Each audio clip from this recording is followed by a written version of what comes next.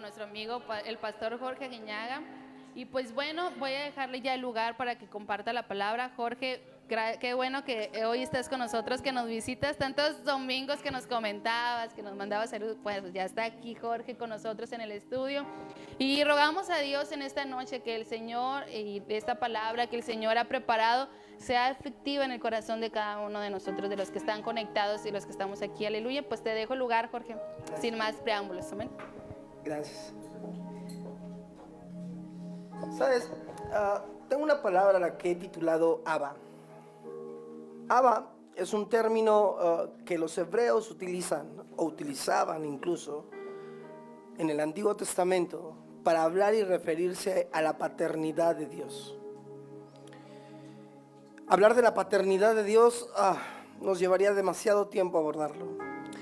Pero el término no solamente tenía que ver con la esencia de Dios como Padre, sino que al mismo tiempo en el que Dios se revelaba a su pueblo como Abba, como Padre, lo que Él estaba propiciando y estaba buscando es que su pueblo empezara a generar y a construir una identidad como hijo.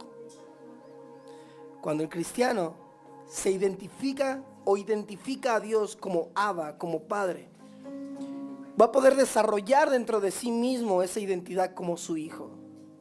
Y esa identidad como hijo te va a llevar a que camines a cada momento y a cada instante hacia el Padre, a que vayas a casa del Padre, avances hacia allá. Pero cuando la persona no tiene esa identidad, o bien se ha alejado de su identidad, difícilmente va a poder ver a Dios como Padre. Lamentablemente estamos en una sociedad y en un mundo en donde hablar acerca del padre o hablar acerca de papá o de mamá, hablar acerca de la paternidad es un gran problema. Y ese problema lo llevamos a la iglesia y lo llevamos a la relación que vamos construyendo con Dios. Porque de pronto, cuando queremos ver a Dios como Abba, como ese Padre amoroso que está esperándonos con los brazos abiertos, lo primero que viene a nuestra mente es la imagen del Padre que tuvimos en casa, el cual nos abandonó, el cual te dejó, el cual no te golpeó, el cual nunca vio por ti. Esa madre que estuvo ahí, pero que al mismo tiempo estuvo ausente en los momentos más importantes de tu vida. Y entonces cuando vemos a Dios como Padre decimos, me va a traicionar, me va a abandonar. Y eso crea entonces un conflicto en el cristiano. Abba significa querido Padre. Y la problemática en medio de todo esto, cuando vemos esta imagen de falta de paternidad, propicia y genera que día a día el cristiano pierda su identidad como hijo por no ver a Dios como Padre. Quiero decirte algo. Esta problemática que solamente estamos viendo dentro de la iglesia no solamente está afectando a la iglesia o a los cristianos. Es una problemática que está en nuestra sociedad. Quiero comentarte, por ejemplo, que el INEGI reportó que en México en este momento hay cerca de 35.2 millones de mujeres, las cuales ya tienen hijos, son madres. Y que de ese total de mujeres que son madres en este momento, el 41% de este total de 35.200 millones de mujeres son madres que viven en un hogar en donde no hay una figura paterna. Hoy, 4 de cada 10 hogares están sufriendo de falta de paternidad. Papá es un padre ausente, pero sí está solamente para cubrir los gastos.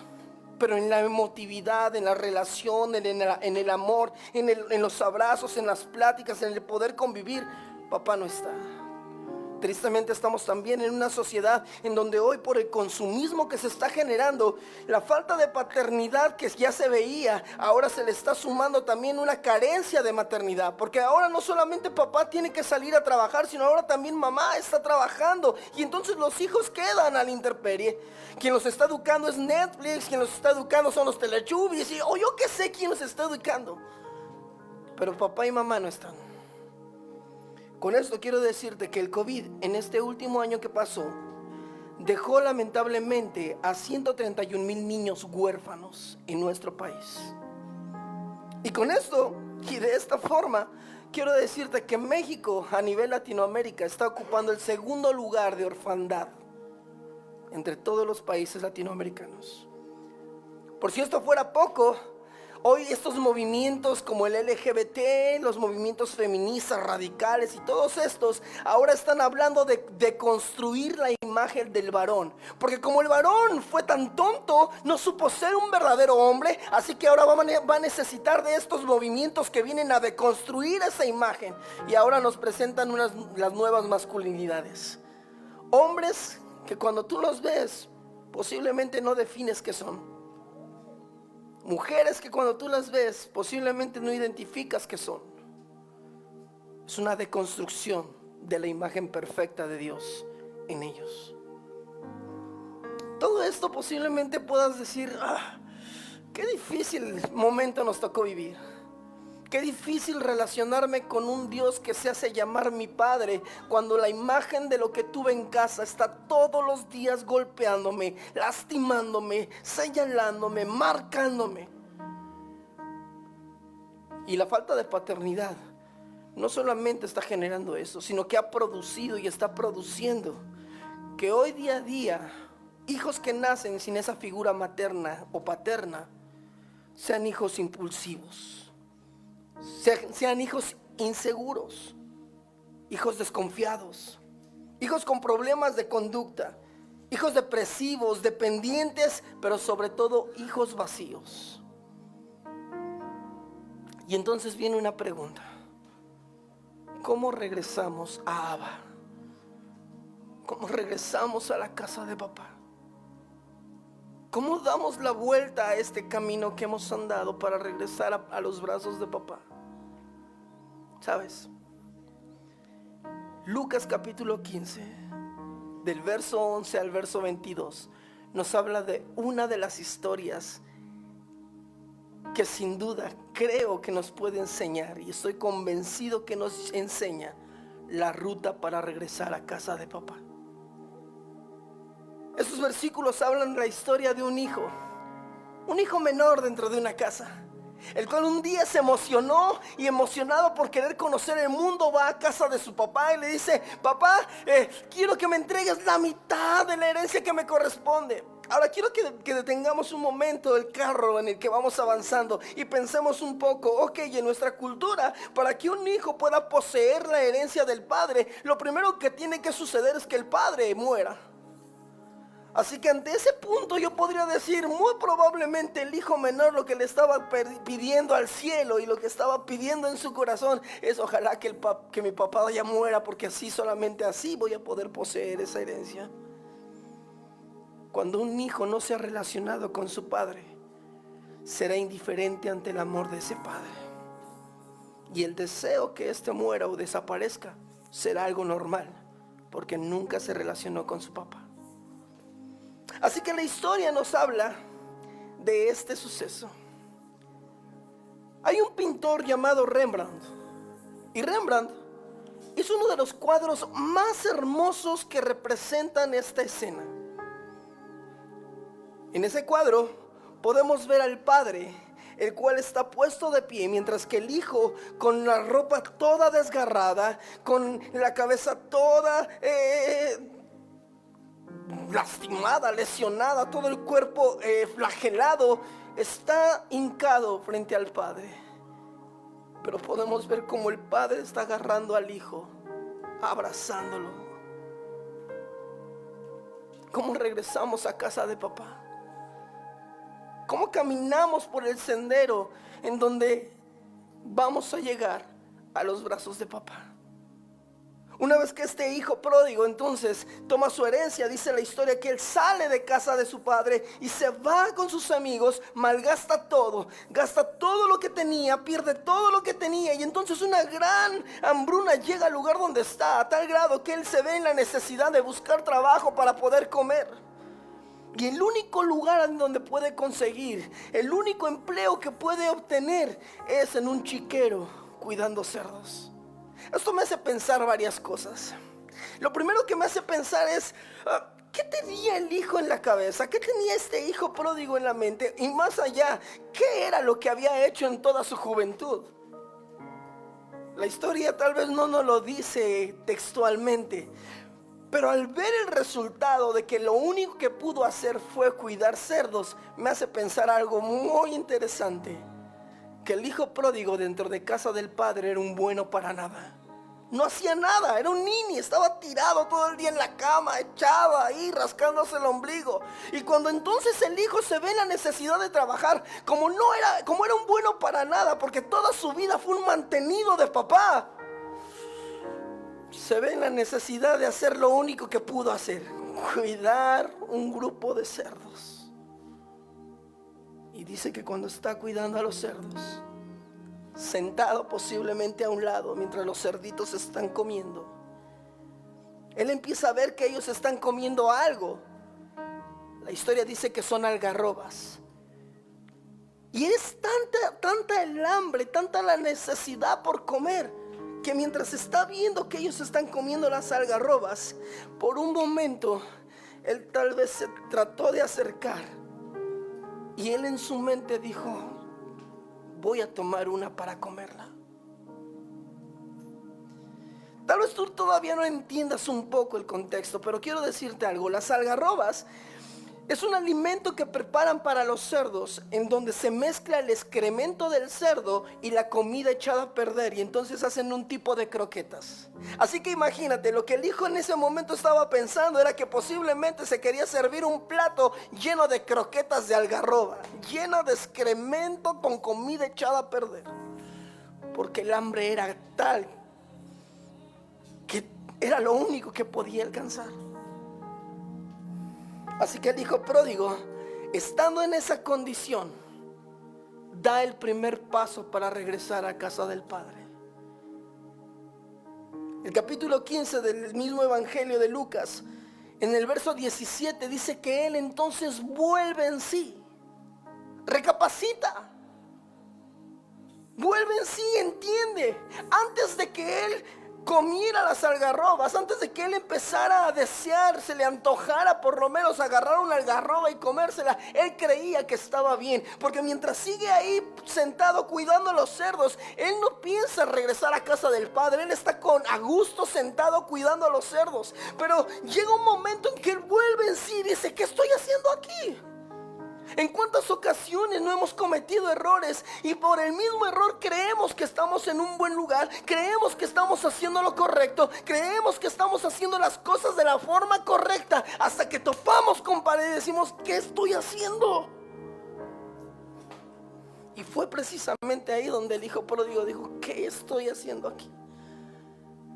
Pero sabes, posiblemente tú ya estás en ese punto. Tal vez tú estás tocando fondo y estás diciendo: ¿qué estoy haciendo aquí?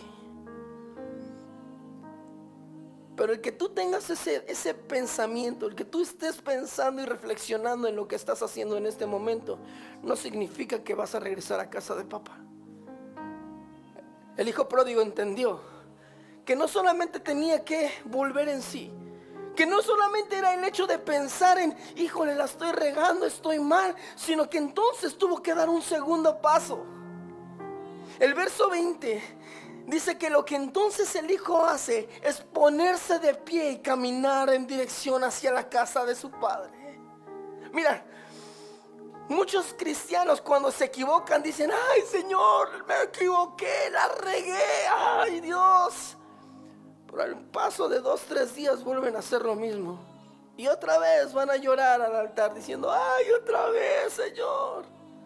Eso es remordimiento. Y quiero decirte algo: el remordimiento no te va a ayudar para regresar a casa de papá. Así que lo que el hijo pródigo entendió es que tenía que accionar, porque si no hay acción en medio de la reflexión, no hay regreso a casa. Si en medio del el hecho de decir: sí, me estoy equivocando, no te levantas y caminas y das el primer paso para regresar a casa de papá, entonces seguirás ahí como el hijo pródigo, viendo cómo se alimentan los cerdos y tú deseando comer de ese alimento. Y cuando el hijo pródigo va regreso a casa, él va pensando en qué está sucediendo. él empieza a argumentar y empieza a imaginarse toda la escena. Y tal vez él empieza a imaginarse que se va a enfrentar o se va a poner de frente al padre y le va a decir: papi, papacito, papi, me equivoqué, la regué, pero he pecado contra el cielo y contra ti, pero perdóname, hazme uno de tus jornaleros. Y entonces la historia dice que cuando él está a lo lejos todavía, el padre lo ve caminar hacia él. Y posiblemente yo pienso que el padre tenía en sus manos un arado, tenía tal vez algo con lo que estaba cuidando a las ovejas, una vara.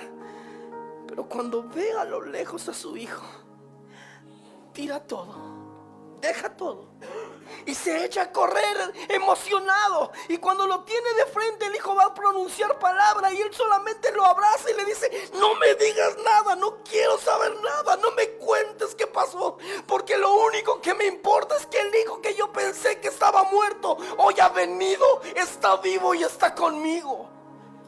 Y eso es lo único que me importa. Lo que pasó allá se quedó en el olvido.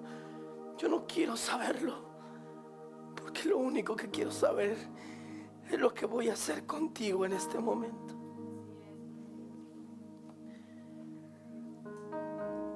Finales del mes de octubre mi esposa y yo recibimos una hermosa noticia. Y la noticia fue que íbamos a ser papás por segunda vez. Mi corazón se emocionó, el de mi esposa estaba alegre. ¡Ah, qué padre! La primera semana del mes de noviembre, casi finales de esa primera semana, mi esposa se empieza a sentir mal y tengo que irme con ella a urgencias. Y en unos instantes, en unos minutos, un médico sale y me dice: señor, tenemos que intervenir a su esposa. El bebé no se va a lograr. Tenemos que retirar al pequeño, tenemos que retirar y sacar del vientre, del lugar en donde se alojó, en una de las trompas de su esposa. Así que tenemos que cortar esa parte y tenemos que retirar al embrión. Y recuerdo que esa noche fue una madrugada. Recuerdo que fue una madrugada complicada, porque lo que hice fue moverme. Me senté frente al hospital mientras mi esposa estaba siendo intervenida. Yo estaba en un pequeño parque frente al hospital. Y el viento estaba todo lo que daba. La noche o la madrugada fría. Y yo sentado en una banca, llorando y preguntándome en mi mente: ¿por qué? En algún momento yo le dije: Señor, ¿qué hice mal? ¿Qué fue lo que pasó?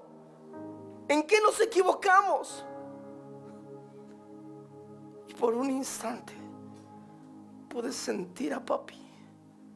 Pude sentir el abrazo de papá que estaba ahí confortándome y diciéndome en el corazón y en el oído: yo soy tu padre. Yo estoy aquí. Estoy contigo.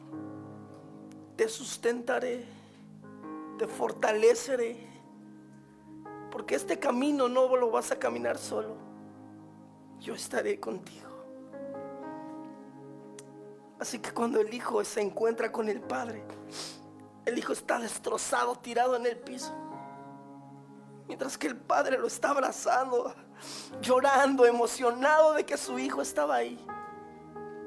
Y lo que hace entonces después de eso es llamar a sus siervos y decirle: por favor, tráiganme prenda nueva, tráiganme ropa nueva para mi hijo. Así que el criado llega con la ropa nueva y entonces le ponen esa ropa nueva. Sabes, la ropa simboliza identidad. El hijo había perdido la identidad al salir de casa del padre, pero cuando regresa, el padre pone ropa nueva diciéndole: tú eres mi hijo y con esta ropa estoy poniendo nuevamente la identidad que habías perdido. Lo segundo que hace es entonces entregar un anillo. Y el anillo simboliza autoridad. Porque cuando el hijo sale de casa del padre, no solamente pierde la identidad como hijo, sino que también pierde toda autoridad como hijo. Pero en el momento que está de regreso con su padre no solamente le regresa su identidad, sino que ahora le pone el anillo diciéndole: tú eres mi hijo y por ser mi hijo tienes autoridad. Y lo tercero que le entrega son unas calzas nuevas, unas sandalias nuevas. Porque la sandalia lo que significa y lo que simboliza es libertad.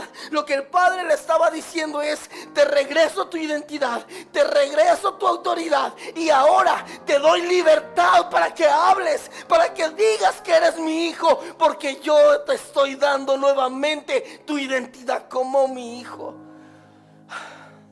Sabes, yo no sé qué tipo de vida has vivido, no sé cuántos errores hayas cometido. Es más, yo no sé si en este momento estés atravesando el resultado de uno de tus errores. Pero lo que yo quiero decirte, lo que yo quiero que tú sepas esta noche, es que hay un padre que te ama. Hay un padre que está deseoso de abrazarte, de regresarte tu identidad, de coronarte con sus favores, de darte un anillo en señal de autoridad, de poner calzas nuevas para que vivas en libertad como su hijo. Pero aunque Él está deseoso de hacerlo, solamente está esperando algo: que tú des el primer paso. Y esa decisión depende de ti. No depende de tus pastores, no depende de tus amigos de la iglesia, no depende de tus líderes, depende de ti. Quiero tomar este último minuto para pedirte que ahí donde estás, si esta noche Dios está hablando y ha hablado a tu corazón y te está haciendo ver que es momento de regresar a casa de papi, cierras tus ojos ahí frente a esta transmisión. Y mientras tienes tus ojos cerrados, pon tu mano en tu corazón y empieza a platicar con tu papi. Empieza a hablar con papá y dile: Padre, reconozco que me he equivocado. Reconozco que he fallado. Reconozco que he tomado decisiones por mi propia cuenta.